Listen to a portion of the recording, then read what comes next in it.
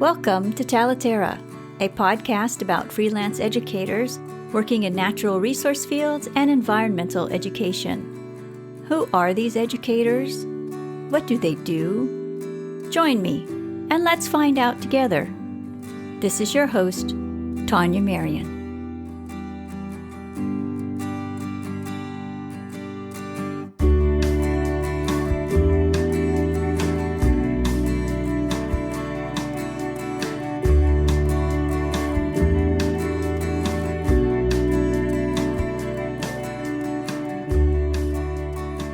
Hello, and welcome to a new season for the Talaterra podcast. What's new is that this podcast will now be published every 2 weeks. This change is being made so that Talaterra's other initiatives can continue to be developed and implemented, and so that these other initiatives and this podcast can continue to complement each other. I'm excited to kick off this new season with a conversation with Kate Field. Kate Field is a regenerative farmer, and she's also a curious farmer. Kate is on a quest to discover how to grow, shop, and eat food while keeping the planet healthy. As she explores the field of regenerative farming, she takes people along on her journey through her podcast called What Else? The Curious Farmer. Kate is also the co-founder of Leap Farm, a 300-acre family farm she manages with her husband Ian in Tasmania. It's my pleasure to introduce you to Kate Field. Your ecological approach to farming, the choices that you make to improve your land and keep the planet healthy, suggests to me that you have your own long-standing relationship with nature. What is your earliest memory of enjoying nature? I don't think anyone has ever asked me that question previously. I don't think I have a specific memory of enjoying nature per se.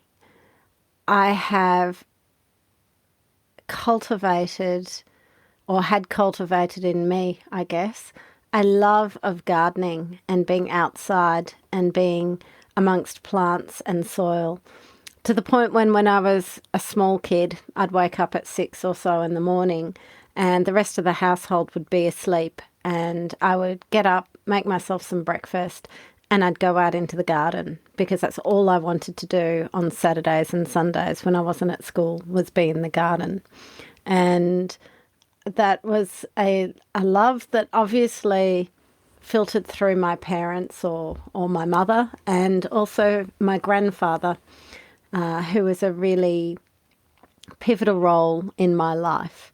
He had an amazing veggie patch, and when we'd travelled to where he lived, the first thing we'd do is rush out to the back of the veggie patch and dig up the carrots and eat them. Sometimes we'd wash the dirt off, sometimes we wouldn't. So I've always been in touch with the outdoors, even on our suburban block growing up just outside of Melbourne. When did you realize nature was important to you? I've always felt happiest outside at the beach, on other people's farms, in rural areas. It's always felt like home. When I was a child, I grew up, as I said, in Melbourne. It's a city. When I was there, it was about 3.5 million. I think it's closer to 4.5 million people. That's Australia's second biggest city. And I didn't enjoy living there. Fabulous place with lots of culture and fashion and food, fabulous art galleries, access to orchestras, ballet, drama, so much that you can do, but it never felt quite like it was my place. I wasn't happy there in my teens, and I managed to get to Tasmania for university studies, and the moment that I first got into Hobart and was moving from the airport into the city, there's a big sweeping bend where you see Mount Wellington that sits above Hobart, and I saw that and I just felt, oh, I've come home. I immediately felt like I'd found my place in the world. Hobart at that stage had about 150,000 people in it. So it was much more like a large regional town. And it very much had that feel about it. It was really fun to be in Hobart in the mid-90s when I first came here. It's quite a different town now. It's a little bigger, not much bigger, but so much has changed in the 25 years since I first came here. What did you study at university? I studied medicine, actually. So that was a 6-year degree when I did it. And in my final year of medical school, I was playing university sport and I was playing on the women's side. It was pre-season training and I saw this dishy bloke who could catch the ball. And we were playing rugby union at the time. And I'd not met him before and I thought this was a bit odd. I hadn't seen this bloke before. I hadn't met him. So I asked one of the girls on my team, oh, who's that blonde bloke over there? And she goes, oh, that's Ian. Oh, he's a pom. He's so arrogant. And I went, oh, right, okay. And I got to meet him and I found him the most incredibly fascinating person that I'd ever spoken to. I think very quickly fell madly in love. And eventually both of us disentangled ourselves from failing, flopping around relationships. And when we finally got ourselves sorted, we actually got together. And that was in my final year of medical school. He was doing a PhD at university at the time. And as a result of that relationship, I thought, oh, I won't head back to Melbourne because I'd been pretty set on a highly professional career. And I decided instead to stick around Tassie. And I'm really glad I did because 18 years down the track, we're married, we've got 2 kids, and then we've got a farm, and we're pretty happy.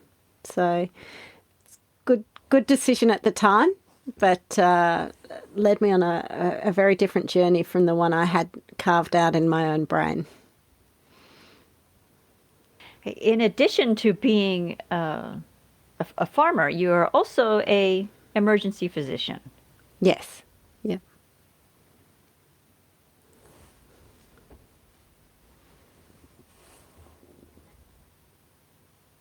When I first learned that you also had a farm and that you were an emergency physician, it seems that your role as a physician keeps you so busy. And I was so impressed that you also had a very busy, large farm. And I was wondering, how do you manage your time between those two professions?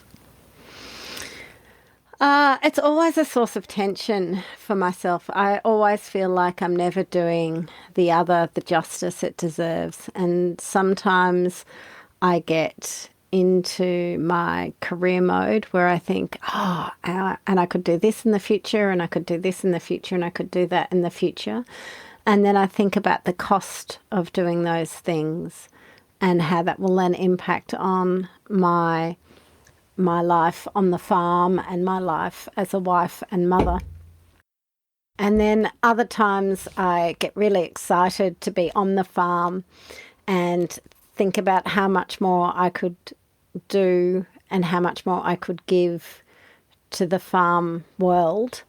And then I think about the cost of that, both the financial cost as well as the cost to my career.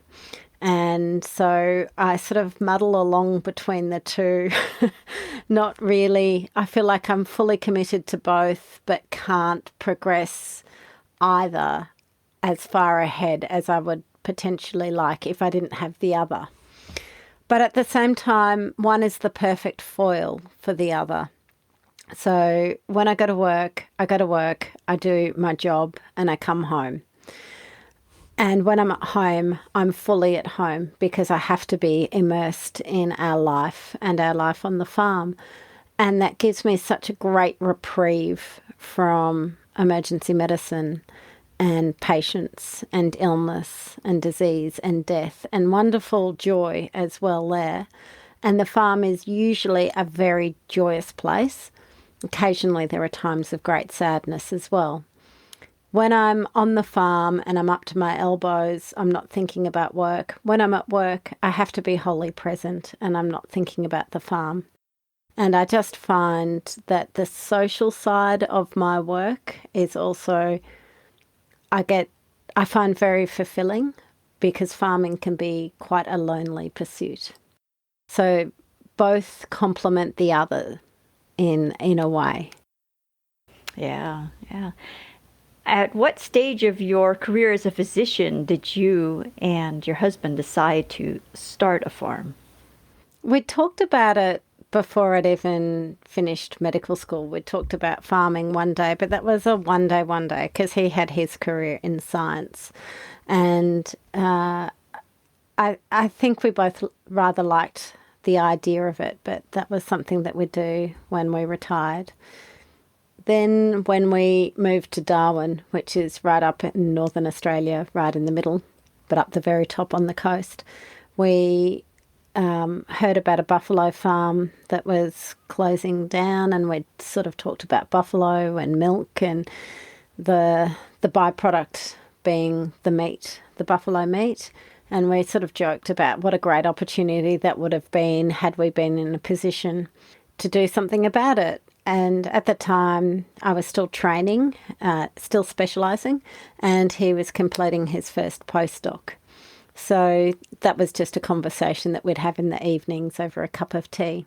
Then we moved to Sydney and things were going quite well for us. I got my specialty qualification. He was doing really well with his science work, but we weren't really happy.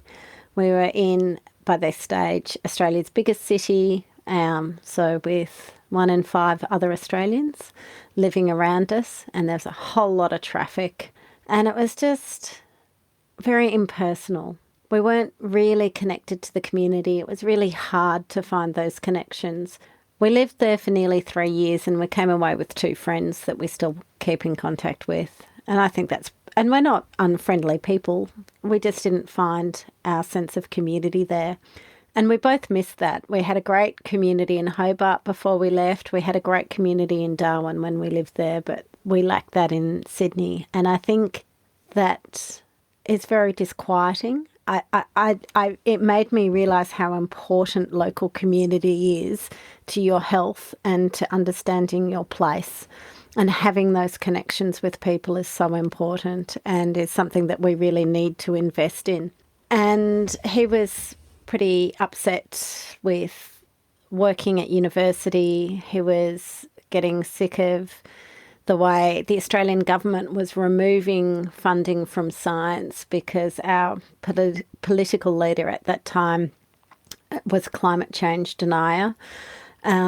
Very, very difficult environment for Ian. I hadn't found my place in emergency medicine in Sydney. And so we decided to move back to Hobart, and Ian decided on a career change. We were making cheese as a hobby at home in our kitchen. We were making some quite good cheeses. We decided that we could do this, but to make cheese you need milk, and to get milk you need animals, and we wanted to ensure the health and well-being of our animals as a priority. And we felt that the only way that we could ensure that the milk was quality milk from happy animals was to have our own farm. So we just decided one day to buy a farm. It kind of was a bit like that. Oh my goodness. And what was Ian's specialty when he was teaching? Is it the agri-sciences or no? Yeah, well, sort of not really. He was a marine vertebrate ecologist. So he used to go down to Antarctica and the sub-Antarctic and work on marine vertebrates, so seabirds, but mostly Weddell and elephant seals. So he was used to handling large animals. He had developed some great veterinary skills as well, working alongside wildlife vets. And he had some great relationships with some of those vets, in particular one who worked rurally in South Australia when he was working, and he specialised in cows, and his wife, who was also a vet, specialised in goats. So Ian and Andy would talk extensively in the long, cold winter nights or Antarctic nights when they were out in the field in the huts with, nothing else to do, about a whole lot of farm ideas. But Ian's he was teaching at the university as well as researching, and he was teaching ecology.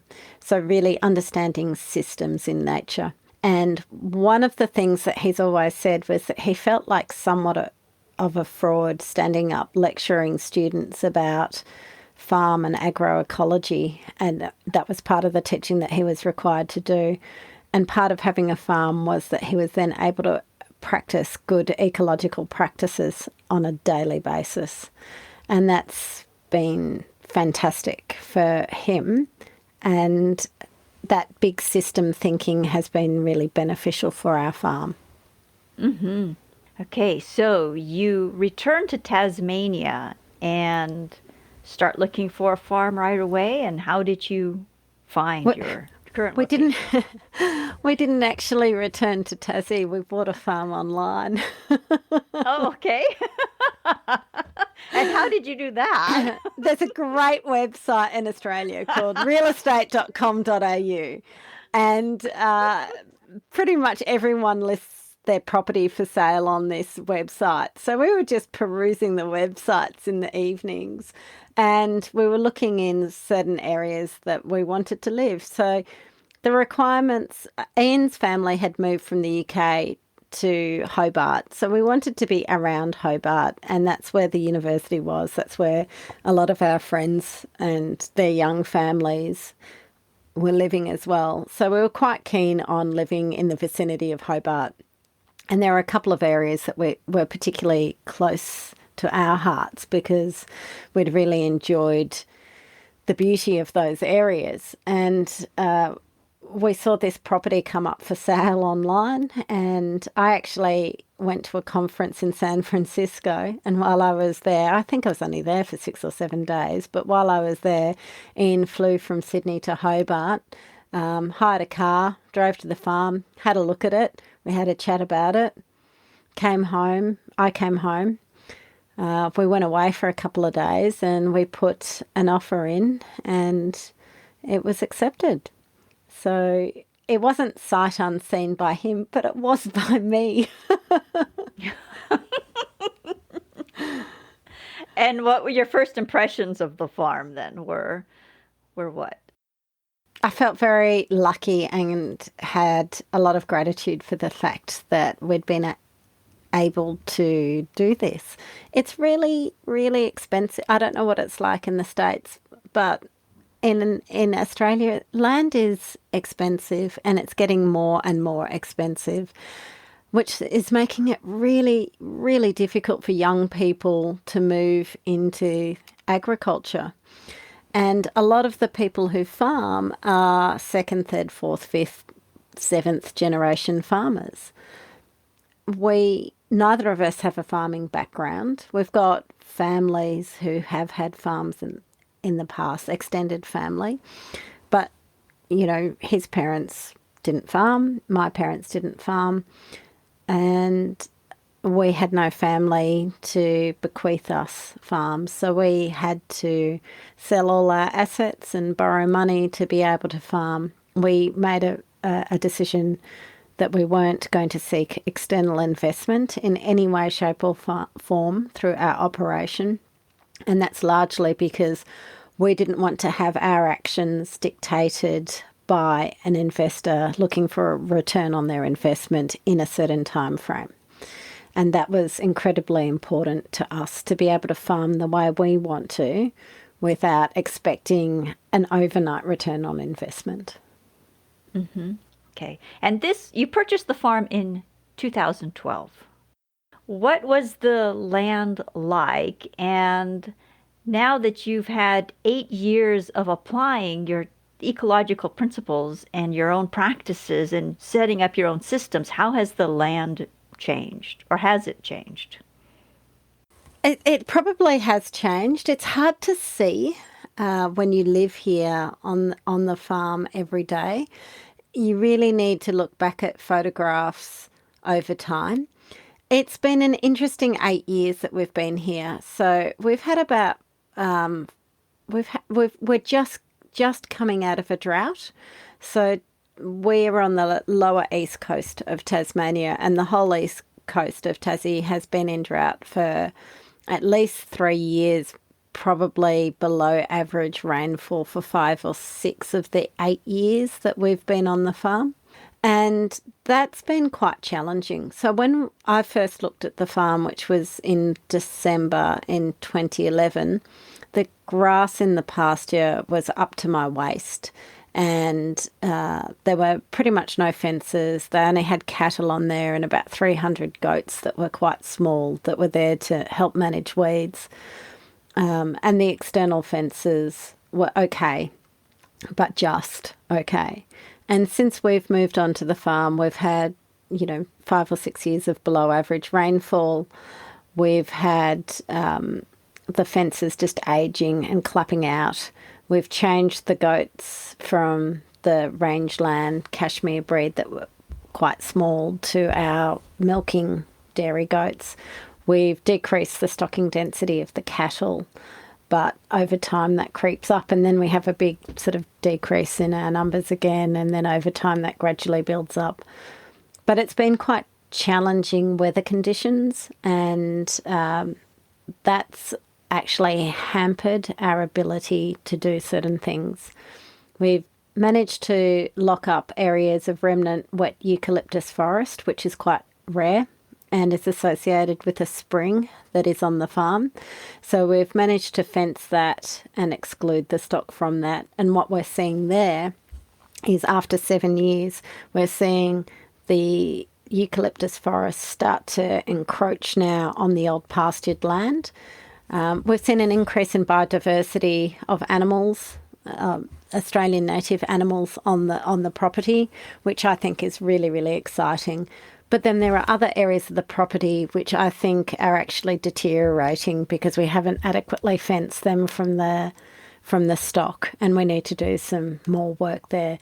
So we make gains in one area and losses in another. So it's not yet at the place that either of us want it, but we only have finite resources to be able to invest in things like fencing. Fencing is 11 Aussie dollars a metre, and that's just incredibly expensive. Now, the Australian dollar is doing really poorly today against the greenback, but that's about 2/3 of that is what it would be in US dollars. Well, 2/3 to 3/4. So $8 a metre, I guess. It's really expensive. Mm-hmm. Are you keeping a field guide of what lives on your farm? Oh, no, but we often take photos and we often talk about things. So we've identified wombat burrows where they reside at night. We see 2 or 3 different species of wallaby. I saw a potteroo the other day. We've got antechinus. I saw a platypus a couple of years ago. We've got echidnas, quolls, spotted quolls, which are really exciting because they only occur in Tasmania. I know that there are Tasmanian devils, which are a threatened species, or they might actually be on the endangered list now. There was a lot of work that was being done because they had an infectious facial tumour in Tasmania, and our district is quite close to quite a protected area where they were able to keep the facial tumour out. And so what we're seeing now is that Tasmanian devils are repopulating in our local district. I haven't seen them on our farm yet, but I know they're in our district, which is also super exciting. And we've got endangered bird species as well. So we've got nesting wedge-tailed eagles, which is Australia's largest flight bird. And they've produced quite a few. We see them produce fledglings every spring. We've also got the orange-bellied, no, not the orange-bellied parrot. We've got swift parrots and musk lorikeets, which aren't endangered, but they're rather noisy and wonderful as well. So lots and lots of wildlife. And we've only got a very, very small farm by Australian standards, tiny compared to our neighbours on either side as well. So we're just doing what we can to try and help it all fit into the rest of the landscape in our district. Yeah. Well, as you call it, your tiny farm.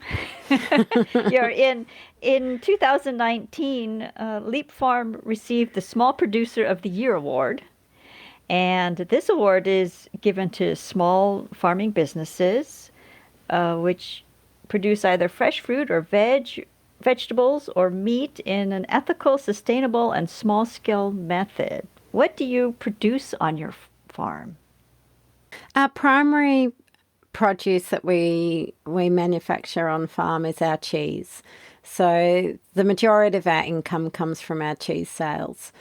And so I call Ian a cheese farmer because not only does he's a more than full-time farmer and I'm a part-time farmer really, but he milks the goats, he manages the farm, he takes the milk and turns it into cheese. I do a lot of the marketing of the cheese and we really believe in direct-to-consumer sales. So he manages the food service side of selling the cheese and I help with the management of the retail side of the cheese. But really the cheese, he's the cheese person and I tend to stick more to the meat side of our business.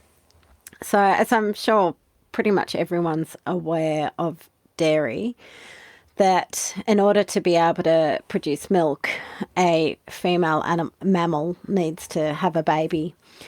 Goats tend to have twins. They generally have a boy and a girl. Statistically, sometimes we have more girls, sometimes we have more boys, but as our herd size grows, we're finding that statistically it evens out and we get about 52% girls and about 48% boys, which is similar to what happens in the human population actually. But what we do is we've made a decision that none of our animals are a waste product or a byproduct of the industry. And so we keep all our kids and we keep the does, the goat does as well. So the girls will get milked in the morning and then after milking they are reunited with their kids and as a herd they go out into the pasture on our property. They come, hopefully just our property. At night they come home and we give them some food. We separate the girls from the kids. The kids go into their house. The girls go into their house. They are shedded at night and we have a floor that's made out of concrete with a drain in it, but then it has hay over it.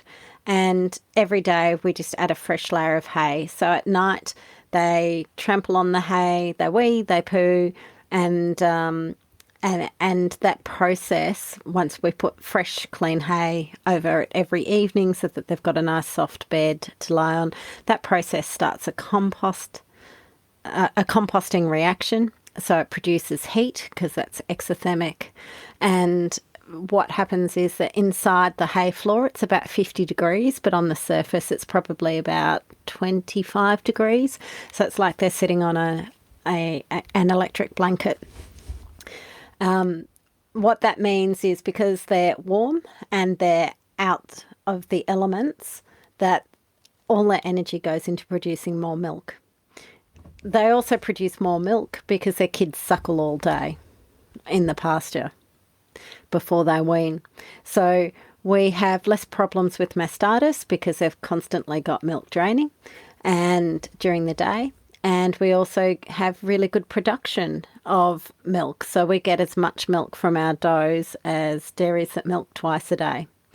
What that means is that when we've got 70, 80 girls that have kidded in the spring, we've usually got about 160 kids. And we can't support 160 kids. So we work out which girls we want to keep as replacement stock or if we decide to grow our herd a little bit more. And we label them separately.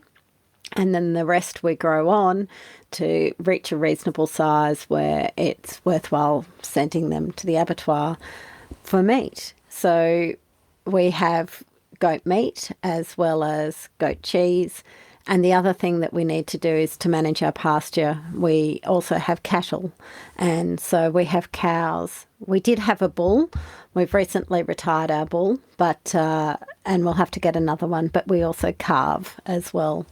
And so with our meat, we tend to sell direct to our customer base as well. We don't like putting our animals through sale yards because they have to be transported, they have to sit around, they have to be transported again, and we don't know where they're going to end up. So occasionally when we have to destock, we will send animals to the sale yards, but generally we try to keep them on farm until it's time for them to go. Mm-hmm. And then your customers are restaurants, they're stores, they're... So our restaurants in mostly in Tasmania, occasionally, or we do have one regular restaurant who takes our cheese that's in Melbourne. They specialise in Tasmanian produce.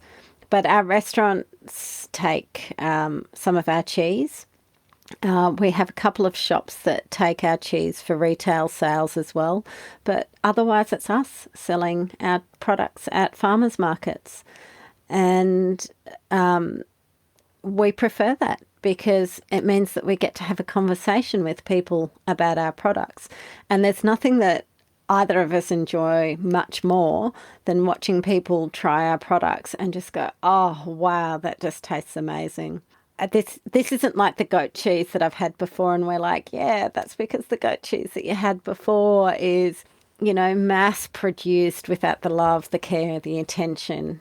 And they say, oh, where's your farm? And we say, oh, look over there. And we point to the other side of the hill from our local farmers market. And they're like, what? That's your farm? And I'm like, yeah, see those little sort of pale brown specks in the paddock? They're our goats. They're out there eating the pasture, eating the weeds. And people love that. And so do I. Yeah. Oh, do you offer tours or visits to your farm? We're always happy. We have nothing to hide. We want people to be able to see how the animals are, to be able to see that they're in the pasture. We're not just paying lip service to it. So people can contact us, and if it works out for both parties, more than happy to have them come and give them a bit of a tour. Sometimes people contact us to buy cheese from us directly on the farm. We don't have a farm gate as such properly set up at this stage. We're just too busy to have got around to it yet. So yeah, we do some farm tours. It's amazing how few people take you up on the offer when you make the offer. When people know that you've got nothing to hide, they don't feel that they have to check. It's only if you refuse to let people onto your farm that they wonder what on earth is going on there and want to have a closer look. It's really interesting psychology. But we're always happy to have anyone, particularly people who buy our products, who want to come and see for themselves. We have done some open days in the past, and a couple of years ago we had a long table lunch in the paddock and sold tickets to that, and that went really well actually. And I'm thinking about doing it again, but it's just so much work. Yeah. So you teach at your farmers markets, you teach on the farm, and in March you launched the podcast The Curious Farmer, and so you teach through your podcast as well. Why did you decide to start a podcast, and what do you hope to do with the podcast? I really like the sound of my own voice. No. No. That's not the real reason. No.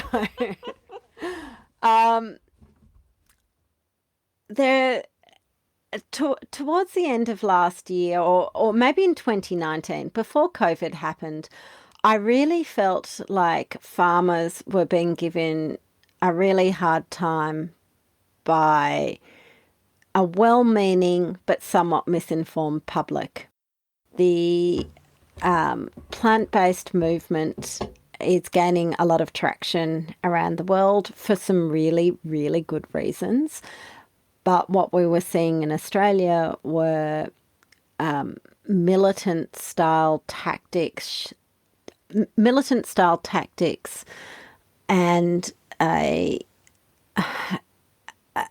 basically disrespectful behaviour by certain groups who were storming onto people's farms, particularly small farmers and the people who were trying to do a really good job and really look after their animals well. And they were trespassing, and they were damaging property and damaging reputations. And often they were picking on, it felt like, from an outside perspective anyway, it felt like they were picking on the more vulnerable, smaller farmers as well. And this made me really cross and really frustrated for those individuals who were being treated, I think, unfairly. And the militant activities were given very minor kind of reprimands by our legal system, which was even more frustrating because it was almost condoning the behaviour. In addition to that, there was a lot of press in the media, and I think this was internationally, not just in Australia, that the whole reason that we have climate change is because of agriculture, and that agriculture leads to the most carbon emissions, and agriculture's the problem, and, you know, all farmers are bad, was what it felt like when I was reading this information. And it made me a little sad. It made me really angry, and it made me feel really frustrated that people didn't value food. If you think, I still don't think people value food as much as they should. So, you know, around the time of, or in between World War I and World War II, I think, people were spending about 25% of their household income on food. Today in Australia, it's about 10%. And in the USA, it's 6%. And I'm not talking about everyone. This is average. 6% of your income is spent on food as opposed to 1/4. So, of course, food doesn't hold the same value that it used to. And food has changed. So much of what people eat is not even recognisable as food. You know, our grandparents wouldn't recognise it. My grandfather would have turned 109 last week. The stuff that is produced, he wouldn't recognise as food anymore. And I agree with him, frankly. I don't actually think that's food. It's not, certainly it's not always nutritious. And I think we need to change the conversation in the community away from agriculture is bad to agriculture can be part of the climate change solution. And this is how we do it. And what we need to do is we need to celebrate the farmers that are helping to provide food and fibre and climate solution. And we also need to create a consumer demand so that industrial farming practices are not rewarded the way they currently are rewarded. And we need everybody who buys food to demand better practice in agriculture. And the only way we can do that is to stop pointing the finger at farmers and actually start pointing the finger at ourselves and say, what are we willing to pay? Because climate change is a global issue. Every human being is going to pay in one way or another for climate change. And if we say that agriculture is the worst of the climate change contributors, then as a society, we need to say, well, how can we help the farmers whose food we need to eat to help prevent carbon emissions? So that's really why the podcast started, because I want to I want to drive consumers to ask the questions, to understand how food is manufactured, to understand that farmers, be they conventional farmers or regenerative farmers or industrial farmers, they're not bad people. They're only behaving the way that we, the community around them, is demanding that they behave. So that's why we need to change the conversation, and that's why I started the podcast. So far, you have in your podcast, you've given voice to lots of different people with lots of different approaches. You've had conversation with a chef who's changed how he works with local growers, and then in turn has changed how he runs his kitchen. You've talked about community partnerships. You've talked about a dairy farm that transformed their practices. You've talked about permaculture, of course, regenerative farming. You've talked about holistic planned grazing and soil health. You've talked about someone who grows a fantastic vegetable patch, and you talk about how that is an example of small-scale regenerative farming. And you also speak with young farmers, and so you speak about the future. And you mentioned that the average age of the farmer is 58 in Australia, I think it is that you said. Yeah, 58, 59. It might even be slightly older now. I'm not quite sure what the statistics are right now. I know that it's, late 50s, early 60s, and I know it's the same in the US as well. And what we're seeing is we're seeing people who've been farming their entire lives who are now coming to the end of their working careers for many of them. And, we're at a really pivotal point in time because they've been working so darn hard. Most of their kids don't want to get onto the farm. So what are they going to do with their land? And land is going to need to be sold, and land is incredibly expensive.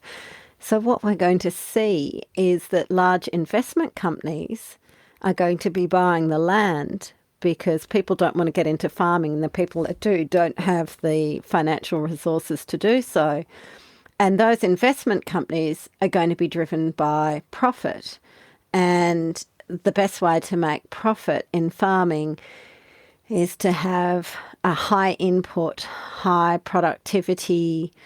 Well, according to, I shouldn't say that this is the best way. I don't think it's the best way personally, but traditionally what people say is the best way to make money is to have large scale conventional industrial farming operations that basically mine the soil for carbon and the air to go into vegetable or meat production. And I think that's really problematic because we're going to lose food security, we're going to lose food sovereignty, and we're going to lose it to corporations. And they're only interested in making money for shareholders. So once again, the rich are going to get richer, the poor are going to get poorer, and we as members of communities are going to lose access to food security.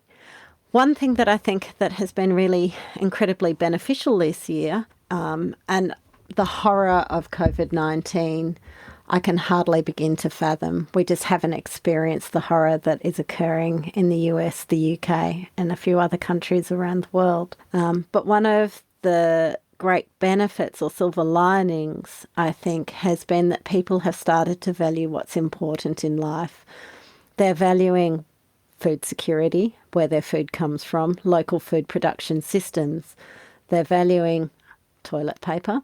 They're valuing childcare, education, and those that work in the health professionals. I mean, that's great for me as a farmer and a health professional, but I think it's focusing people on what truly is important in life. And family. People are reconnecting with family and reconnecting with their communities. And there's some of the great benefits that have occurred out of this global pandemic. But it's such a cost, a personal cost for so many people. Mm-hmm. You mentioned in one of your episodes that younger people are entering farming with different ideas about farming and climate change. And do you see in your future at some point you yourself working with younger farmers? As you mentioned also in one of your episodes a role that I had not thought about until you mentioned it, which is regenerative consultant, which I assume is a teacher of farming practices as yours, with following specific certain ecological principles. Do you see yourself in that type of a role perhaps in the future?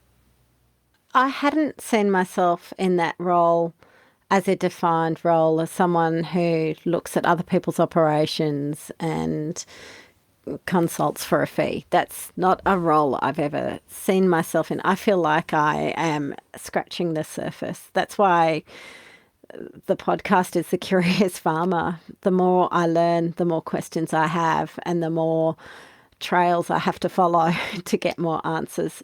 So I don't feel like an expert in anything, and in regards to regenerative farming, and it's not something I would see myself doing in the near future. What I do want to do, though, is I want to encourage people to have conversations about other ways that we can improve food sovereignty and local food systems through new mechanisms such as share farming and community farming. There's some great examples out there, and we live in a society where it's so easy to disrupt the status quo with a fantastic idea. And I have so much hope, and I get so much joy from talking to people in their teens and their 20s who are not bound by the same rules that my generation have always played by. They've grown up seeing that you can disrupt the status quo, and it's considered okay to be able to disrupt the status quo, and desirable to do so, in fact. And there's so much more ability for information to flow. I didn't have the internet when I was a kid. It wasn't around when I was a kid. We didn't get a computer at home. And I'm not that old. I'm still considered a young farmer because I'm under 50. But at 42, I was 14 when we first got a computer in our house. When I first started working as a doctor, we didn't really have access to the internet. The internet was there, but it was so that we could look at pathology results. It was an intranet. There was no Google, so there was no ability to look for or find information. So the world that they've grown up in is so completely different from the world that I grew up in. I had to go to a library, as so many of us had to do, to get information. I had a photocopy card so that I could photocopy the articles. Not like you can have a quick scroll through the article on the computer in your pocket, which you can do these days. So there's so much more access to information. Books are still my favourite way to access information, but there's so much more access to information, and so many conversations that can occur so easily in an asynchronous manner through media such as Facebook or Instagram. And because of that, I think that there is so much hope that we will be able to, if our local communities want us to succeed in this way, we can. I really think we can. But we need the help of anyone who eats. Yes. So I've learned from you that regenerative farming is about soil health. And in your experience, what do you feel that people don't understand about food? There are so many ways to answer that question. I think people have become completely disconnected from the fact that food is grown. I think food is something that's in a shop, a restaurant, a supermarket, but I think people had forgotten that food actually requires sunlight, water, and soil. It doesn't matter what that food is. It doesn't matter if it's meat. It doesn't matter if it's dairy. It doesn't matter if it's fruit or vegetable. It requires those three basic ingredients. And you can muck about a little bit with one of those. For instance, growing food in hydroponic systems, but there's a cost to doing it that way. And that cost is usually in flavour and nutrition. So I don't think people understand that the way food is grown impacts its nutritional quality. I don't know that people understand that the food systems that we have developed over the last, well, particularly the last 10 to 20 years, where global markets have become ever more hungry for seasonal produce from other areas of the world where it's not in season, and with the freight of food across the world, usually by air freight, and that impacts on the quality and the nutrition that's gained from that food. And it also impacts hugely on carbon emissions. I mean, if you put a pallet of cheese on a plane to fly it from Tasmania to, say, Japan, that's a lot of carbon emissions that are being caused by that, just for someone to be able to eat our product, for instance, or someone else's product in a very different part of the world. Wouldn't we be better off educating other people how to produce similar quality food that could be produced locally, employ local people, use regenerative practices to improve soil while they do that, so we can draw down carbon locally rather than burning up carbon in the form of fossil fuel to export and import products? I understand why it's been allowed to occur, but isn't it time we had to think about it, especially now? I mean, it's really hard to get into and out of Australia at the moment. I think we've got one flight. We were having 40 flights come into Hobart a day. Now we've got one flight a day, I think. So air travel has changed, and with that, so has freight. And now is the time that we should be having these conversations about, do we actually want it to go back to how it was 6 months ago?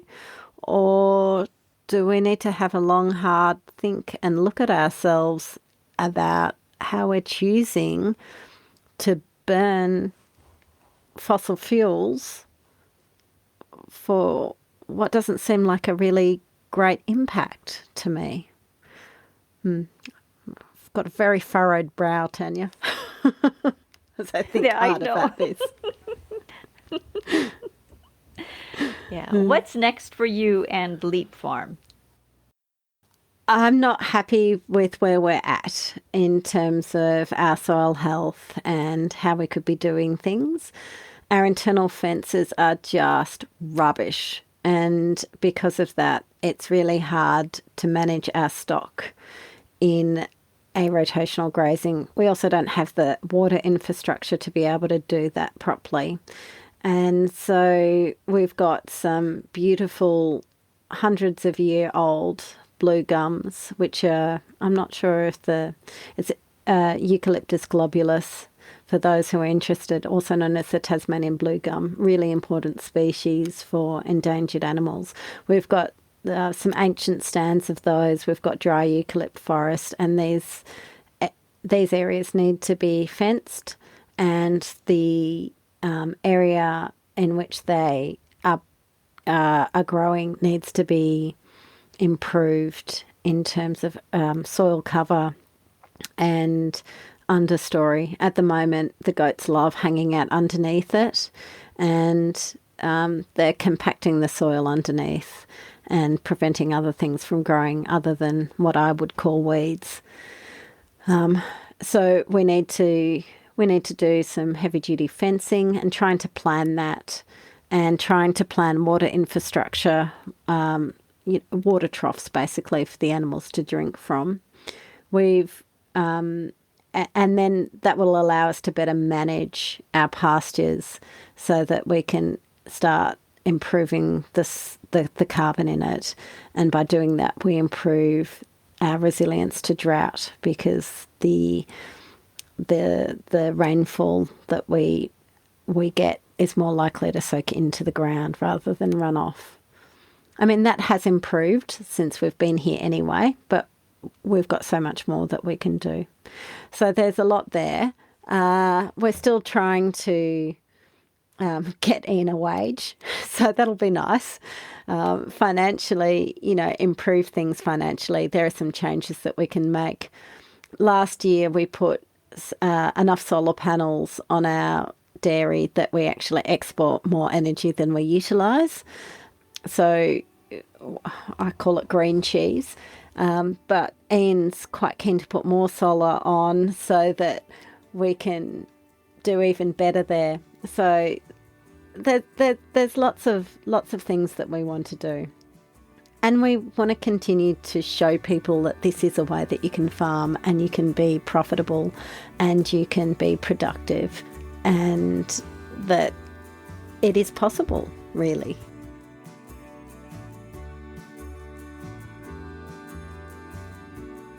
Thank you for joining us and for helping to kick off a new season for the Talaterra podcast.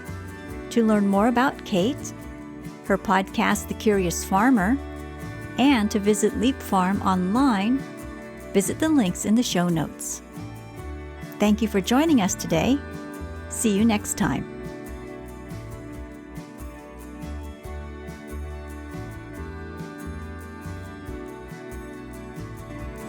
Talaterra is a podcast for and about independent educators working in natural resource fields and environmental education. If you enjoyed this episode, please share it with friends and colleagues. Thank you so much for joining us today.